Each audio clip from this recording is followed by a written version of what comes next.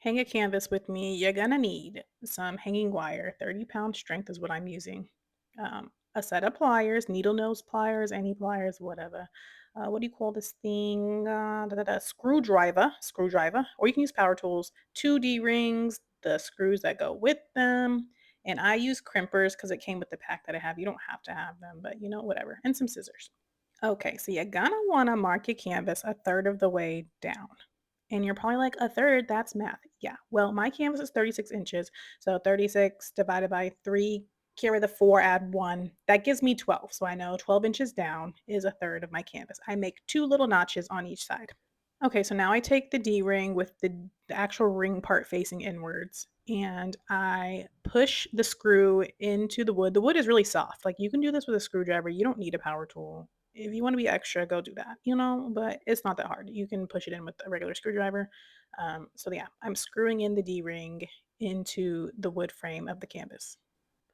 Okay, so next, and ignore my nails. I know they need to get done. I know. If you're not paying for it, then shut your yappa trappa. But anyways, I put the crimp on the string. Make sure you do that before you like get wild with it, because if you forget afterwards, then you just can't use it. So yeah.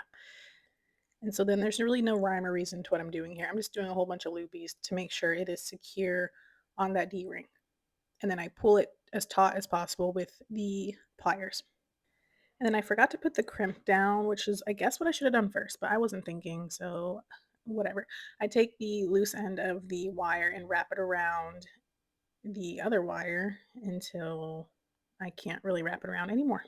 And then I remember that the crimp exists, and I had to cut some of the loose end because it was already like frayed. So I had to cut it in order to get the crimp over both of them. And I'm just struggling here to get it done, but we do it. And then you clamp the crimp with your pliers, and that helps secure the wires so they don't come loose. And then I take a strip of tin foil and I just wrap it around those wires. Because if you've messed with hanging wire, you know like how painful it is to poke yourself on one of them. And I don't want the people hanging them in the gallery to deal with that. So just as like a level protection for everybody, I just wrap it in tin foil so there's no danger of getting poked. So then I measure across and then give a little bit of leeway. So you'll see me pull it up to make like a triangle right there. And you want it a few inches below the top of the canvas so that way it can hang nice and flush on the wall. And then I'm going to cut a few inches after my mark so I have room to secure it to the D ring. And then I'm going to go ahead and do the same exact thing on the other side, screwing in the D ring.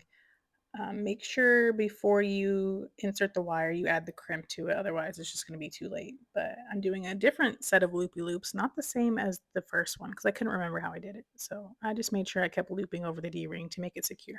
And then once I feel like it's secure enough, I'll pull it as taut as possible with the pliers. And then this time I remembered to add the crimp before I started wrapping the excess wire. So I crimp down the crimp and wrap around the excess wire. And then I wrap it in tin foil just to protect anyone who may be coming in contact with the wires, and that is it. See how there's some give when I pull it up? I like to do it this way. Some people make it a little more taut, but I figure I'd give them a little extra room. If the person hanging it doesn't like it, they can tie some knots and make it shorter. But anyways, that's it. It's ready to hang.